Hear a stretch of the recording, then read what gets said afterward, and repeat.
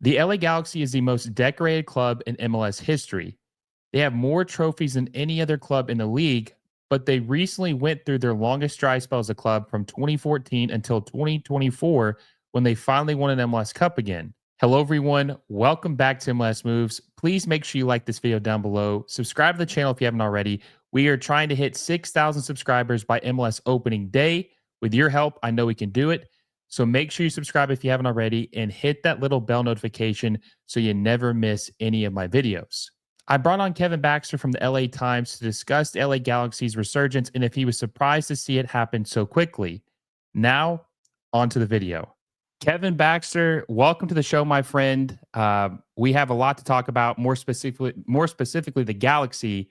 But before we get into that, obviously there's a tragedy with the fires in LA and the Palisades, and we're praying, and our thoughts are with everyone that's been affected by this disaster. Hopefully you're okay, and anyone that you know and love has not been harmed by this, and that they're able to contain this before, or hopefully contain this and manage it so that the fires stop and there's no more damage can be done. So hopefully you're safe and everyone else that you know is safe. I am. Thank you. Thanks for asking. And it's Now, just not the Palisades, by the way. We have the Eaton fire, which is the scorched Altadena. The Palisades fire is now coming over the hills down into the San Fernando Valley, and it's threatening Encino and Tarzana neighborhoods there. We had the Kenneth fire, which was in Woodland Hills, that was put out in a couple of days. We had another fire, the Hearst fire, which is an area very close to me in Sylmar. That fire is fully contained. But yeah, there was a number of fires, and they've all been driven and by the wind. And we're anticipating another wind event to take place in the next couple of days. So everyone's sort of watching for that. What the wind does is just picks up the embers in it.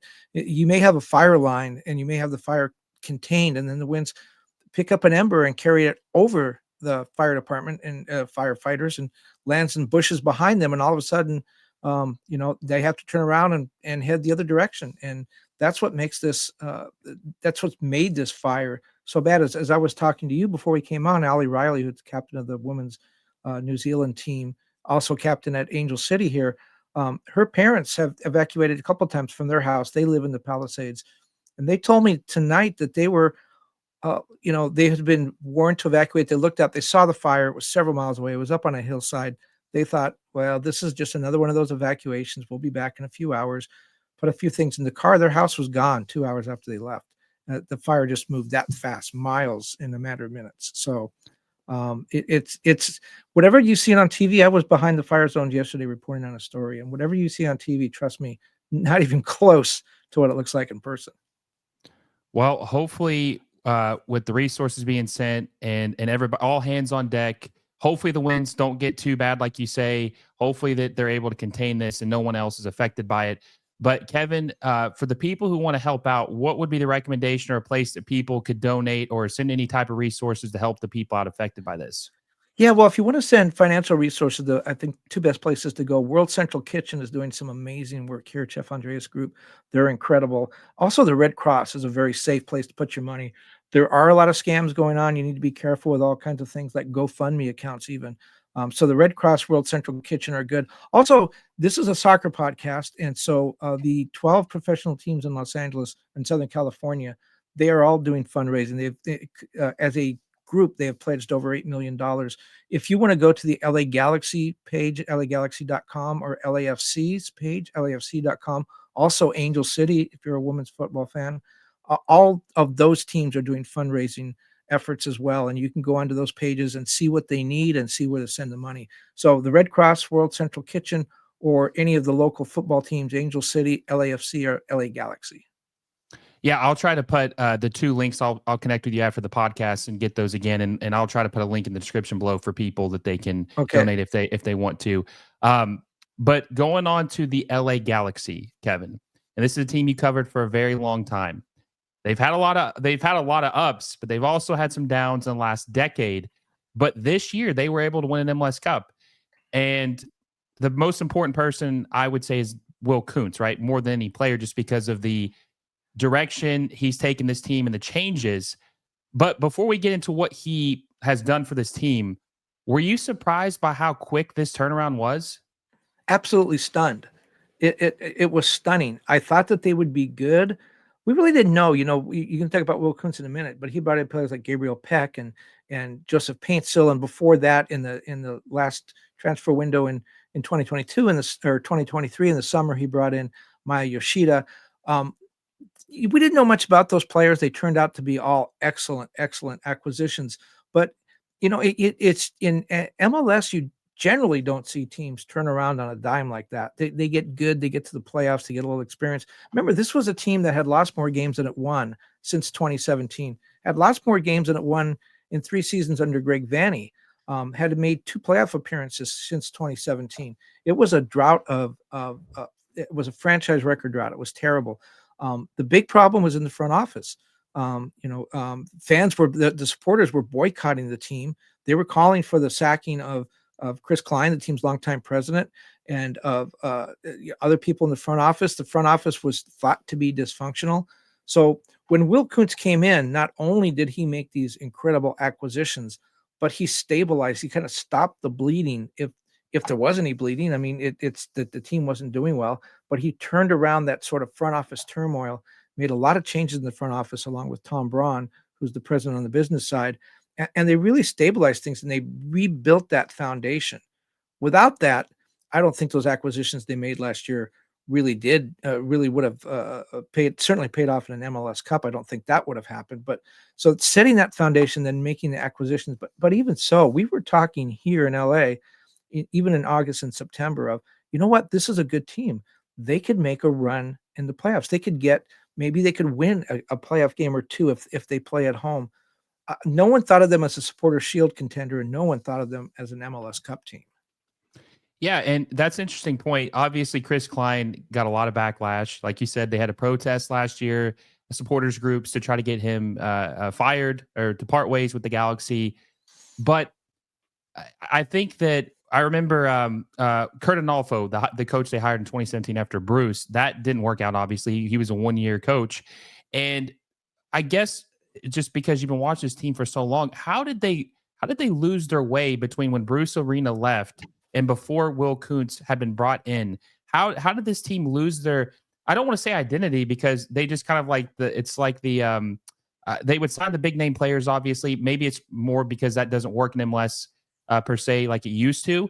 But this didn't seem like the premier team of MLS anymore before this year. It seemed like they lost their identity or their way of winning. Well, you're right about signing the big name players, and let's put a pin in that and get back to that with Will Kuntz, because that's a big part of his success, just the way he has changed. You talk about the identity. That was the Galaxy's identity. So he did change that. But what happened when Kurt Onafo came in, first of all, the Galaxy had a ton of stability under Bruce Arena. Bruce Arena came in 2008, took the team to the MLS Cup final 4 times, won it 3 times, a couple of Supporter Shields. It was a remarkable period of time with a lot of success, but a lot of stability. Bruce was the guy. He was the coach. He was essentially the general manager. Whenever he said jump, everyone in the office had to ask how high. And by the way, he's going to do some remarkable things in San Jose this year. There's no doubt. But you can already see what's going on there. But Bruce was key to that. But the important part of that 8-year period was the stability. You could predict what was going to happen. You knew what was going to happen. And I do think a lot of people around the Galaxy, around AEG, in the front office and other places, felt like they didn't get their share of credit, that Bruce was the guy.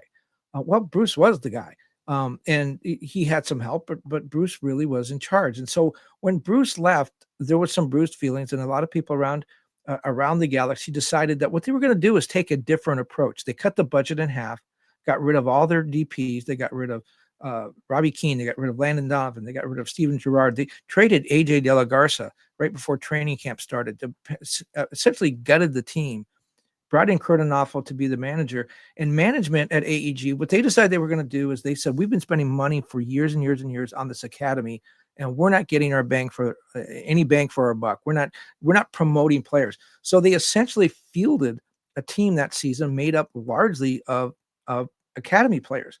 And it's predictable what happened. They did not have they had a couple of veterans that they signed. They opened the season with a midfielder at right back because they didn't have any right backs because they had traded AJ De La Garza away. It was a mess. And the idea was to prove they could win without Bruce. Well, that didn't go so well. Kurtenhoff lasted half a season. Ziggy Schmidt came in. Ziggy didn't finish a full season. He had one season, got in the next season, was fired at the end of the year. They brought in Guillermo Barros-Schelotto. And again, each time they brought in a new guy. Ziggy was about promoting MLS guys. He wanted American players, MLS veterans. That's what he felt comfortable with.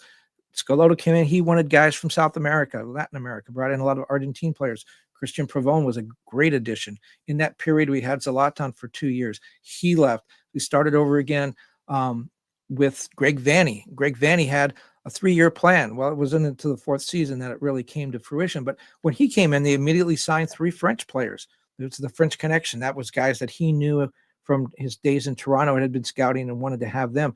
So again, another totally different direction. So there was no foundation there. There was no solid philosophy of what they wanted to do. And it all started from the idea of let's blow up everything Bruce did, and let's prove that we can win without Bruce by taking a different direction. And that really set this cycle of frustration and failure really for 7 years. Yeah, and another interesting point about the Galaxy is this was a club that was a trendsetter. They were the ones who brought Beckham here, obviously, in 2007. They're the ones who signed Giovanni Dos Santos in 2015 when he was only 25, 26 years old.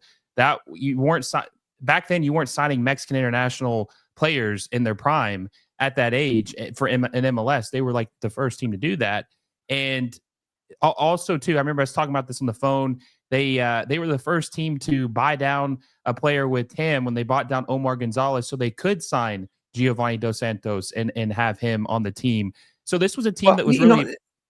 It's so funny that you mentioned that, because with Gio, I remember when rumors started about Gio and people were saying they're going to sign Giovanni Dos Santos. Look, they're talking to him. He's coming. We knew the Galaxy always wanted a Mexican national team player to sell shirts, if nothing else, and to go to supermarket openings and all that stuff. They didn't have anybody to do that. And so when people were talking about that, you talk about Bruce Arena's effect and what he's been able to do. People said, they're going to bring Gio in. It's going to be a big contract. They don't have anybody, any room for that. They already have 3 DPs. And then all of a sudden, Omar gets bought down with allocation money. It was like, where did this come from? And where did this idea come from? And it kind of goes back to that trend setting thing. I mean, yeah, Bruce was playing within the rules. Did he push the envelope? Absolutely. I mean, and that's a good example of that. But you talk about the trend setting. The Galaxy showed the way. We have 3 DPs and we want to sign a Mexican national team player. Watch this, everybody. And they did that. And they kind of lost that mojo after Bruce left.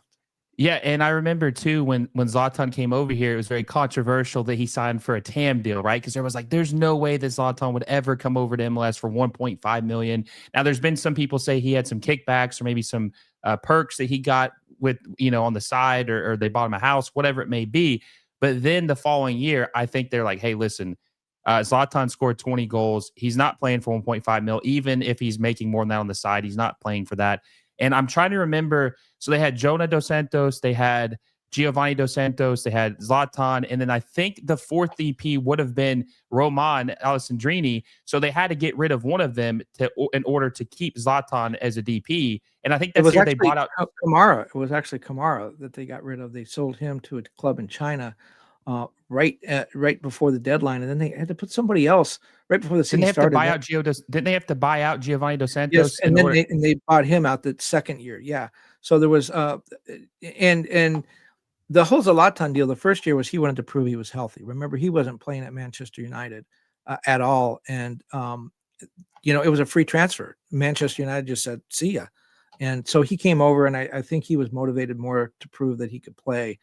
I'm convinced, I don't think you can say that they bent the rules or anything, but I'm sure there was a deal where they said, look, play for this year and we'll get you on the backside. And so the second year he actually had signed the most expensive contract in MLS history to that point. Of course, Messi's making 3 times that now. So anyone who is going to wring their hands over what Zlatan got. But Zlatan was, he was a ship passing through the night. We knew he was on his way back to Europe. All he wanted to do was prove that he could play again. And maybe the second year was to make that money, to make the move worth it. And he went back to Europe, went back to Italy, and proved that he was fit. It was, by the way, I have the Zlatan years weren't all that successful. They did make 1 playoff appearance, but man, that was a lot of fun to watch. That guy was unbelievable. I've never seen, give Messi all the credit in the world, Ronaldo, all those guys. I've never seen a player really in any sport that can just decide that he's going to change a game and just go out and do it. I honestly think that I'm sure there'll be some Galaxy fans that might disagree with this, but I think he is the best player to perform for the Galaxy. Now, Robbie Keane was very good, but Robbie Keane never scored 30 goals in 29 matches like Zlatan did in his final year.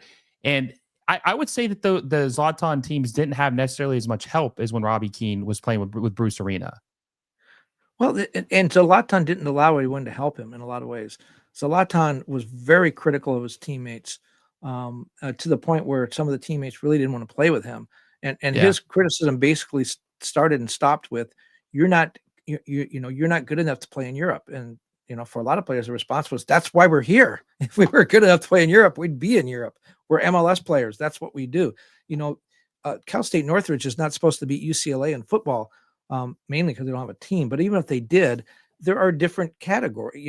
An MLS player, many of them do go to Europe and do really well, but it's not the level of the Premier League. And Zlatan kept reminding people of that, and they had to remind him that if they were if they were good enough to be in the Premier League, that's where they would be. And so Zlatan did have a little bit of trouble. He didn't get a ton of assists, and it's obvious because if he was anywhere near the goal, he was gonna shoot. And his favorite teammate, Perry Kevin Kitchen, his favorite teammate of all time in MLS. And also, too, Kevin, some of the goals he scored in MLS were just absolutely insane. From the first goal he ever scored to the scissor kick goal, the headers. I mean, the highlight reels that guy had in just 2 seasons is unreal. Well, and the first goal he scored, everybody remembers that was like a 40-yard volley against LAFC, just over Tyler Miller's head. Tyler Miller had come out of the goal. Zlatan told me after that game 2 things that just right away told me this guy is just another level. The first thing he told me is, I had been watching from the bench, and I noticed that the goalkeeper for LAFC, Tyler Miller, came off his line a lot and liked to come out of the box. And he said that he just kind of filed that away. The second thing is, he had come over. He hadn't played in months. It was a really hot day that day. It was late March, but it was a very hot day. It was an afternoon game for TV because it was the first El Tráfico. And Zlatan went on and he said, first thing when he ran on the field, we all looked at each other in the press box. He looked like a giraffe taking his first steps. He was just ungainly. He was all over. You could tell he wasn't fit. It was really obvious. And a lot of us turned to one another and said, "Man, this is not going to be good." And Zlatan admitted, "I was not fit." And the heat, he said, "I tried to run the first time I got the ball." And he goes, "I was going nowhere." And he said, "I told myself the next time I get the ball, I don't care where I am, I'm shooting," remembering that the goalkeeper was off his line. And so the next time I get the ball, his back was to the goal. It took the volley and shot it from 40 yards and scored. So there's 2 things there. Zlatan admitting, "Look, I can't run. I can't dribble into the offensive end. I'm going to shoot from here." And remembering the goalkeeper was off his line, something he'd seen from the bench. It was sort of a remarkable debut, just the way he saw and thought about the game in addition to scoring 2 goals. Yeah, he's one of my favorite players of all time, and he was a great villain for the league because either you loved him or hate him, you're still watching him play, which is, I think, something the MLS desperately needs. So you need a villain, right? You need someone to cheer, to root against or hate watch, and I think MLS is really missing that right now. I don't think Messi's a good villain. No, he's not. There really aren't many villains in the league anymore. Yeah, and I think Ronaldo would have been a good villain for the league. And I honestly, Kevin, always thought he was destined to be an LA Galaxy player, but it just never came to fruition. Well, I can shed a little bit of light on that, having talked to a Galaxy official whose name I won't mention. But the Galaxy ran into a problem a couple years ago with a player whose wife tweeted some things on social media during the Black Lives Matter protest, and it embarrassed the team. Not from a politically correct angle, but just that they had a player on the team that was associated with some of this hateful rhetoric. And I think the Galaxy, not that they wouldn't have known this ahead of time, but they decided that they wanted to make sure that their fans or supporters were proud of the players they put on the field. The players were the ones that protested loudest against some of these unfortunate comments that the player's wife made. So the Galaxy took that seriously and said, we understand our supporters want to support a team that they agree with, in a lot of different ways. And I say that because Christian Pavone was a guy the Galaxy for 2 years really wanted to bring back. And he was accused of sexual assault in Argentina. The Galaxy did a number of investigations of that. I believe they even had their own private investigator go down there. And I was told by somebody who I won't name, but I was told that they were convinced that the private investigator said, "Look, he didn't do it. We don't think he did it. We don't believe he did it. But if he goes into court, we don't know what's going to happen." The Galaxy really wanted Pavone, and they decided they weren't going to touch that with a 10-foot pole because it could go bad. Pavone could score 40 goals, but he could also wind up in an Argentine courtroom facing charges of sexual harassment, rape, whatever it was. So they decided they weren't going to touch that. I'd heard some rumors recently about Ronaldo being linked to the Galaxy, and I talked to the Galaxy, and the response I kind of got was, if whatever happened in Vegas stayed in Vegas, we might be interested. I didn't understand what that meant. And then I looked into it. They're talking about, if you remember, there were some allegations of sexual nature against Ronaldo in Las Vegas. And that case went away. I don't think he was ever adjudicated. The case has been dismissed. It doesn't exist anymore, but the Galaxy aren't going to touch that. Because they're afraid that they would embarrass their supporters if something like that were to come to the fore again. And so here's a team saying, Cristiano Ronaldo, the second best player in history, some say the best, would like to play for our team, but we're just not sure what's in that closet, and we're not going to take a chance on that. So transitioning, I think that ship has sailed, and obviously that doesn't help. They, with the incident or allegations against him in Vegas. But shifting, the Galaxy have changed their model of building a team, and you talked about this a little bit earlier with Will Kuntz. They used to go for the big names. They were targeting Frank Lampard at one time to replace David Beckham. Obviously, had Beckham. They had Gerrard. They had Chicharito, Zlatan Ibrahimovic. But they're signing guys now who are young. I don't want to say unproven, Kevin, because I think they're better than unproven, but they're not. I don't know if they've necessarily hit their prime or their ceiling yet. Like, I think that Gabriel Peck still has room for growth. I still think he can still become a better player than we've already seen. It's already a pretty damn good player. That's a change in philosophy from what we're used to seeing with the LA Galaxy. Right, and it is a change, and that's what Will Kuntz has brought. There was a little bit of that under Greg Vanney. They brought in guys like Kevin Cabral, and some other players from Europe that weren't big names, but they had a pedigree. Maybe a little different from some of the guys they're bringing in now. But I remember talking to Garth Langaway when he was general manager in Seattle, and I was talking to him. This was years ago when the Galaxy had all those great players, big name players come through. And he said, in LA, it's a different market. People come out to wear the shirt, to buy the shirt, to see a Gerrard. It's a star market, and it is. There's a lot of, it's a celebrity market, and they want to come out and see the celebrities. And that sells a lot of tickets, and it sells a lot of jerseys. Not sure how many games it necessarily won for the team after Keane. And Garth Langaway said, what we do is our fans want to win. And we go out and get a guy like João Paulo, or, some of these guys that they brought in, Raul Ruiz. Those are not household names, but they come in here and they play well and they become stars. We make them into stars. We don't import stars. We make stars. And that's kind of the philosophy that the Galaxy have taken. And the front office, as we mentioned, there was change in the front office with Will Kuntz. The front office was very much of the other philosophy. And I say that because I know that during the last years when Bruce Arena and Dave Sarakin were there as coaches, that Steven Gerrard was largely forced on them. Giovanni Dos Santos was clearly, absolutely forced on them. Those were players that it's not that they didn't want them, but the coaching staff didn't see how they fit in with the way that the team was constructed and the way the team played.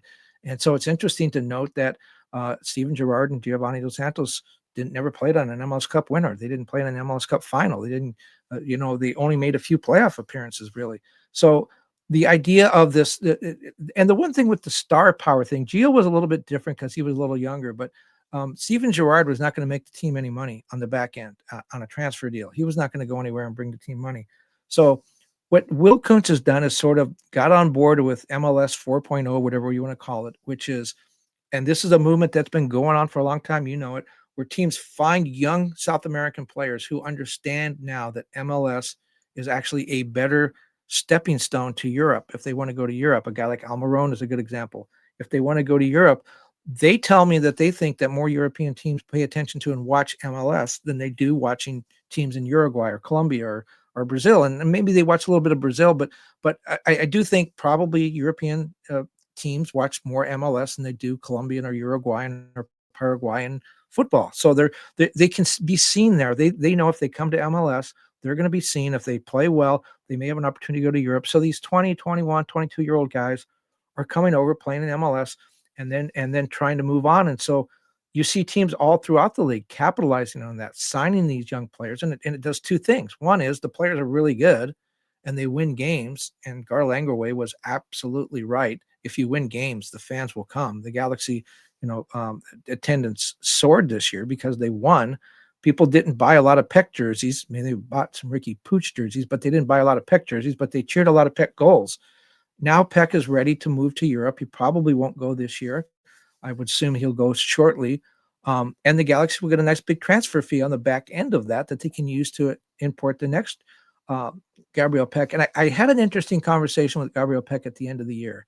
And we talked about this very same thing. And I said, if you had gone to Europe, you're good enough. You could have gone to, look at the way you're playing. You could have gone to Europe. You could have played maybe in the championship, maybe even in the Premier League. But when you went straight from Brazil to England, you would have been on the bench and you might have always stayed there. You might have become a bench player. They might have thought of you as this guy as a bench player. Now you've come here. You've become the youngest player in MLS history to have the combination of goals and assists that you've had. You're the newcomer, the newcomer of the year. You led the team to an MLS Cup championship. Your stock has risen. You're the same player, but all of a sudden, people have seen what you can do. You had this opportunity in MLS that you wouldn't have gotten in Europe, and you're going to make a lot more money, and you're going to go to England as a potential game-changing player. And he said, absolutely right. He said, I was a little bit upset when I came to MLS. I didn't want to be in MLS, but he said, I can see the wisdom of that move now. And I'm urging other players to follow me and do the same thing. Yeah. And you brought up an interesting point too about earlier about the names. I wanted to mention this. I was talking to a friend a couple months ago about this. I feel like the thing that MLS has had to shake is that in Europe and mostly in South America too, the club makes the player, where historically in MLS, the player makes the club.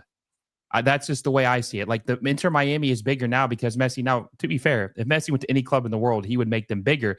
But there's been several player signings that have made the club bigger because of the name that player brings or the attention they bring with them. And I agree with you. I think that winning is all that matters, Kevin. It doesn't matter how many jerseys you sell. It doesn't matter what player you bring in if they're not good enough to help you win. Gabriel Peck is a star, man. I think that he is on pace to break the MLS transfer record that's currently set by Miguel Almiron. I think if he has another good year or even half year, I don't know if the Galaxy would be inclined to sell him this summer because I think they want to repeat or they at least want to try to make a serious run at the Champions League final, which we'll talk about that in a second. But I think there's a chance he could be the first MLS player to sell for $30 million. I truly believe he's got that type of talent. Well, there's a couple of things with him. I think the reason I don't think he's going to go anywhere this summer is because I do think the Galaxy want to try to get the most out of that transfer. They do want to repeat. They're having a heck of a time with the salary cap this season, and the reason why is Dejan Jovalic has aged out of his U22 contract, and Gabriel Peck has aged out of his young designated player contract, and that's going to cost the team about $1 billion against the cap just because those players have entered a different category. So that's 1/5 of their salary cap, more or less, already without having done anything. So that's sort of interesting. I do think Gabriel Peck may be maybe the biggest star on the team, but I think a lot of players that watch that, or a lot of people that watch the Galaxy would say he's not the best player. A lot of people think Ricky Pooch is the guy that really makes that team run, and it'd be tough to argue against that. I'm going to say I thought the best player, or maybe the most important player on the Galaxy this year was Yoshida, Maya Yoshida, the center back. He played every minute. He was the captain of a team. It was a defense that was in disarray for much of the season. There were guys coming in and out all the time. They had 3 different center backs because of injuries. They had a couple of different left backs. I'm not saying he was the best player, and I'm not saying that they would have, that they could have won the MLS Cup without Gabriel Peck. There's no way they could have. But I think what Maya Yoshida brought was so important. Gabriel Peck is the guy, though, that is going to, when you look at this group, he's the guy that's going to go on, and the Galaxy may have no choice at some point to let him go and to sell him because the budget problems they're having this year, it's going to only get worse. Dejan Jovalic is looking at, hey, I scored 20 goals in all competition. I want to be paid for that. I'm not going to be able to get that money here. I need to go on somewhere else. So the Galaxy have a great dressing room right now. Everybody loves everybody. You should have seen it after the MLS Cup final. I've been in dressing rooms after a number of MLS Cup finals. I don't think I've ever seen a team this close celebrating the way that they were. The Galaxy want to keep that. They don't want guys thinking, I should be making more money. Let me go. So, Jovalic is going to have to be replaced at some point. Maya Yoshida did not get a new contract for this season. That's a little bit of a problem. Gabriel Peck is going on. It's just a matter of it's this year or next year. So to hit on the Jovalic point real quick. So he signed the U22 deal back in 2021, if I'm not mistaken. So was that so the whole entire longevity of his U22 deal was his entire contract? So is he technically out of contract this year? No, he has a contract. He's just aged into it. His contract was the amount of his contract was the exact limit for a player without using TAM money. Oh, the 600K. Yeah, 683.5 or something like that. So now but that only counted like 200,000 against the cap. Now all that money counts against the cap. So are you expecting him to stay? I have heard from a couple people that they might sell him or replace him. Are you expecting him to be the starting striker in 2025? Well, that's a conversation we've had a lot around here this offseason with other journalists and stuff. There is no natural replacement for him. When he was injured in the middle of the season, they tried Miguel Berry. They tried using Fagundes in there. That one of the interesting things was they tried to move Joseph Paintsil in there, and it was actually kind of comic to watch because he's a winger, and he would move into the center of the box and then all of a sudden run out to the wing. It's like, I'm not comfortable here. I don't want to be here. And the fact that they didn't have anybody in the middle of the box where Dejan Jovalic hangs out really cost them, I think, in a number of games. So they don't have a natural replacement. If they decide that they're going to let him go, they're going to have to bring somebody else in to play that position. And they don't have that person right now. And it's difficult because they're going to be missing Ricky Puig for the first half of the season with the knee injury. So that would be replacing two of their star players for the first half of the season. I think he wants to go on. I think his argument was, look, I was Chicharito's caddy for a couple of seasons, and you guys never let me start. And I told you I could do this. And then Chicharito got hurt, and I led the team in goals, at that point. And then, you guys still didn't believe in me. And now I showed. Now I proved it. Now I proved I can do this. And you should pay me for that. And I think when you look at what he did and the success of the team, $683,000, he's extremely underpaid. He's extremely cheap, but he is under contract. So do they risk the chance of him being unhappy and maybe hurting the team chemistry? Do they move him ahead of time? Do they tell him, look, play the season under this contract. We'll take care of you, as they did with Zlatan. We'll take care of you afterwards. Do they have the ability to do that? I think there's a lot of things they need to think about. I don't know that he's here long term. I think he does want to go back to Europe at some point, and he's young enough to do that. It's kind of a waiting game. He's under contract with them right now, but as we know in all professional sports, just because you have a contract doesn't mean that you're going to be happy with that contract and you're going to play hard. So we'll have to see.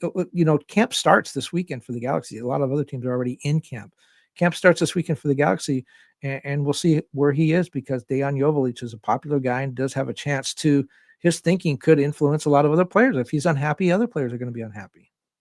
Also, too, just the way MLS's wonky rules work, they actually incentivize you to sell players like Jovic. And, if let's say they sell him to a team in the Bundesliga for $5 million or $6 million, then they can convert some of that transfer fee into GAM, which gives them a little bit more financial flexibility to compensate some of the players, like you've said, that are going to get pay raises or bring in another striker. So it might be, it is more financially suitable for them to sell him and potentially bring in a replacement.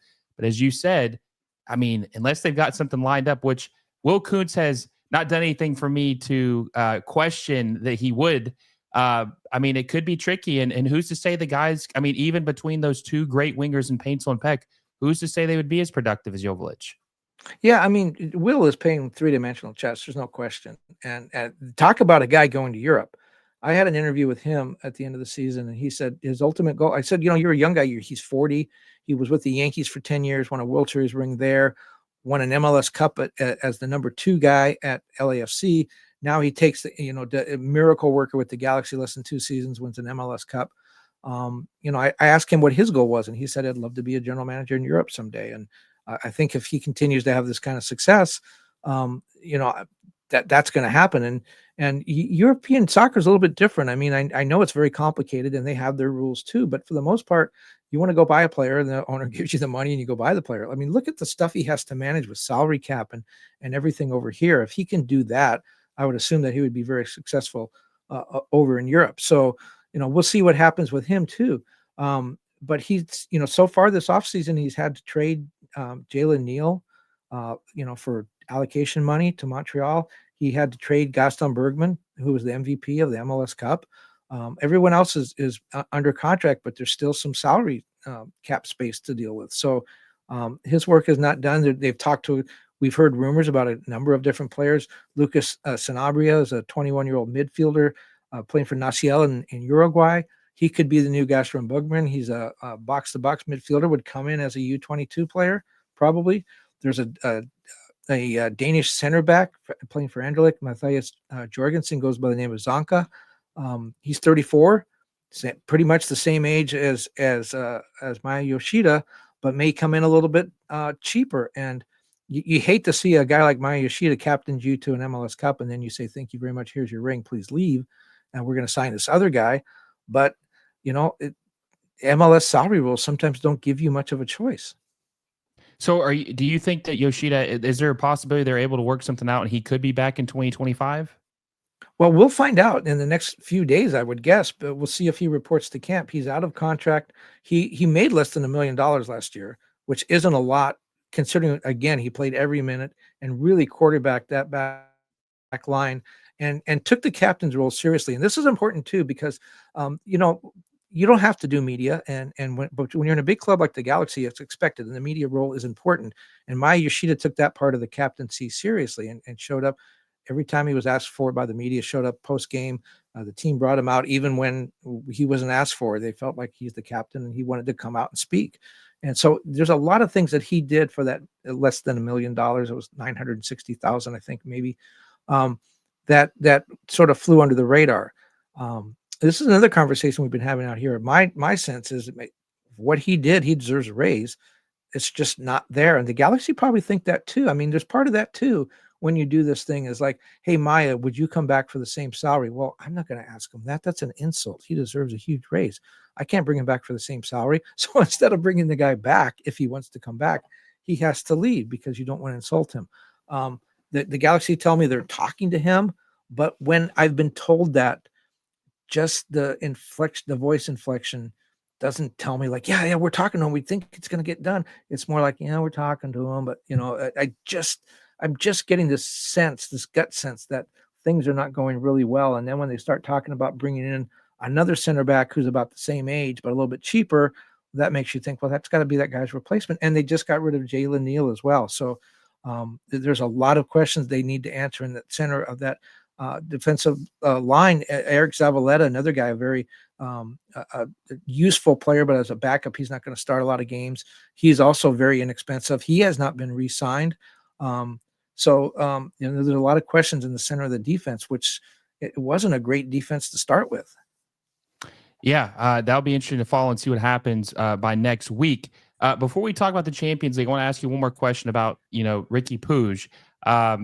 He obviously got injured at the end of the season, Kevin, and ACL injuries can be kind of weird. Sometimes even if you do come back, you're not yourself until like 6-7 months after you've fully recovered from the injury, like playing back to your regular self. Now this is subject to change, but are you expecting him to play in 2025? Yeah, absolutely. I think he'll be back. He played 30 minutes. He played the last 30 minutes of the MLS Cup final on that. And I'm told that that's not all that unusual. Players have told me they've seen other people do that. My experience with ACL injuries, and maybe it's just, an American football thing. You think about guys getting their knees blown out and it's really severed. I can't imagine some of these football players playing 30 minutes, on a ACL. And then, again, maybe it's the difference in the game. But I say all that to tell you that I'm not quite sure that the devastation of the injury, the seriousness of the injury was along with some of these other ACLs that we think about. Yes, there's going to be a significant recovery time, but I do think he'll be back early to midsummer. The question is, how does he come back? His game was all about being shifty and running up the field and going at defenders and dribbling around them. There's a lot of lateral acceleration and deceleration involved in that. That puts a lot of strain on your knees and the ligaments in your knees. Can he come back and do that? He's not a big guy. He's not a physical player. He's not a guy with a tremendous shot. He has a very good high soccer IQ, but his strength is his shiftiness and his ability to change directions quickly. And I think that is something that you got to have a really good knee to do that. I've never seen someone in MLS with as many touches as him. I feel like he's always on the ball. He's got to probably have set an MLS record for most touches in a season, especially when you're watching him. I feel like anything that happens with him, it's always going through him. He is a true maestro, and hopefully he does have a speedy recovery because this team will miss him. Now, they did win MLS Cup without him, but they will definitely miss him with him being out for the first several months. Now, moving on to the Champions League. Obviously, he's out. Won't be playing in the Champions League. The finals in June.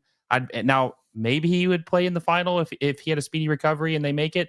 How are you expecting this team to fare in the upcoming Champions League? I remember one of the things I remember in 2016, they were trying to win back then, and you reporting that they signed Nigel de Jong, they signed Ashley Cole, they got Jelle Van Damme. They had all these players they were acquiring, and that was back when MLS was even more complicated, not complicated, but less spending power back then. This is I think this is their first Champions League appearance since that time in 2016. How are you feeling about their chances in 2025? Well, you talk about whether Ricky's going to be back. I guarantee you that date is circled on his calendar, and that's the date he wants to be back in uniform, if not on the field. It is a possibility. I'm sure everyone's talking about that. The question then would be if Greg Vanney gets there without him, does he risk upsetting that chemistry and putting Ricky in there to see what he has? So, those are questions that will be answered when we see how the recovery comes. The problem with MLS now, and we saw that with LAFC, that, in 2022, when they won the MLS Cup and they came back in 2023, that span, the end of 2022 and early in 2023, remember they ran roughshod over all these Mexican teams in Champions League before they finally lost. They wound up playing 53 games that season. They had a very short off season because of MLS Cup. It was just too much. They had Leagues Cup, they had US Open Cup. They played in 6 tournaments in 2023. By the end of the season, guys literally could barely stand. And it was just too exhausting. The Galaxy now face that. They've had a very short off season. They report to camp on Sunday. I'm looking at my calendar. So Sunday is going to be 12th, right? Have I got that right? Does that sound good to you? So they're going to be reporting to camp. No, excuse me. That's going to be the 19th. 19th, yes. 19th. Yeah, that's right. 19th. Yes. 12th was 2 days ago. Yeah. Yeah. So they're going to be reporting camp on the 19th. They played their last game on December 7th. So that is a very short off season. And they're coming into a season where they're going to play a ton of games, and they're going to have a lot of travel. And they do have one thing that helped LAFC is they have a really deep roster. The Galaxy roster is not nearly that deep, especially at center back now, as we just talked about. So it's going to be a real struggle. And it's weird because I put a lot of the blame on Leagues Cup. I know we had US Open Cup, but that was totally different because in Leagues Cup, you're playing a first division team, either from Mexico or MLS every game, right? In US Open Cup, a lot of times the first couple of rounds for MLS teams were second and third and even fourth division teams. You could play some of your academy guys in those games. You could play some of your substitutes in those games. You can't really do that in Leagues Cup. So it's a much more intense sort of thing. And US Open Cup, the games were spaced out. Leagues Cup, you play them all within a month. You're playing. It's almost like you've just sort of changed seasons. Now, I know some teams lose early and they sit down for a while, but the competitive teams, this just adds a whole nother tournament in the middle of the season. And they're talking about changing the schedule, and they should do that. But my point is MLS wanted to do this to show that MLS could compete with Mexican teams. That was the point of Leagues Cup. But I think because of Leagues Cup, Champions Cup, which is obviously, and I think arguably more important, MLS teams do not fare well there because they're exhausted. There's just too many games, and something needs to be done about this fixture crunch, or they need to increase the salary rules. They need to increase the roster size so that when you have to give a player a blow, the guy taking his place is just as good. I agree. I think that they focus way too much on Leagues Cup, and I've got Leagues Cup fatigue because having a World Cup style tournament every single year just takes the specialty out of it. I mean, if the World Cup was played every year, it wouldn't mean as much. It's nice it's every 4 years. So maybe they'll eventually shift the rules around on that. Maybe they'll play it every 2 years, or at least change the scenery to where it's hosted in Mexico, just to do something different, right? But knowing MLS, they probably won't do something like that. Well, I'm hearing there's a move of whether it will happen this year or not to playing the games more in a U.S. Open Cup format where they're midweek games and they don't take a month off. It's just sort of interspersed in the season. I think that would help a lot, but I think you nailed it from a couple different perspectives. The games have to go to Mexico. Why? To make the tournament a real tournament, to make it fair, and then maybe Mexican teams play Mexican teams, American teams play American teams. However that works out. You can't really say that this is a tournament that means something if the Mexican teams have to play every game on the road in an MLS stadium. That's just not fair. That's not a competitive tournament. And when they say this proves which league is better, no, it doesn't. It proves that Mexican teams can't come to Minnesota and fly from Guadalajara to Minnesota and play a game on that field and play well. It's not a test of how good Guadalajara is or isn't, or how good Minnesota is or isn't. It's an exhibition tournament, and if that's what you want to have, then let's call it that. I agree completely. And also, they're only like 4 games into their season and then having to travel. And like you said, and the first year was like a nightmare. First, I can't remember which team it was specifically, but I think there was a team that flew like 17,000 miles during the entire Leagues Cup tournament. Yes. That's insane. Well, and then LAFC could have circumnavigated the globe. I think it was 6.5 times during the 2023 season with all the travel they did in playing those 53 games. When you look at what some of the best players, I was a distance runner in high school and college, and you would run maybe 10,000 meters. You would run if you would race 10,000 meters, you did it maybe twice a month at the most. You couldn't really do it more than that. You have guys, midfielders, running 10,000 meters or close in a game, and they're doing it 2 or 3 times a week. Really, the best trained distance runners in the world can't do that, but you're going to put a ball at a guy's foot and tell him he's going to do it 3 times a week? That's insane. I agree.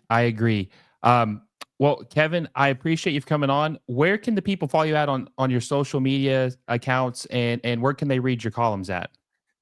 Well, I'm at on X and at Blue Sky at kbaxter11 and Kevin Baxter at latimes.com. That's my email, or you can get me at latimes.com. I appreciate you for coming on, my friend. I'm glad we finally got to meet face to face, virtually. We've been talking for several years now. Good conversation. I appreciate that. Until next time, guys, I will see you all soon. Have me back. I'll be back.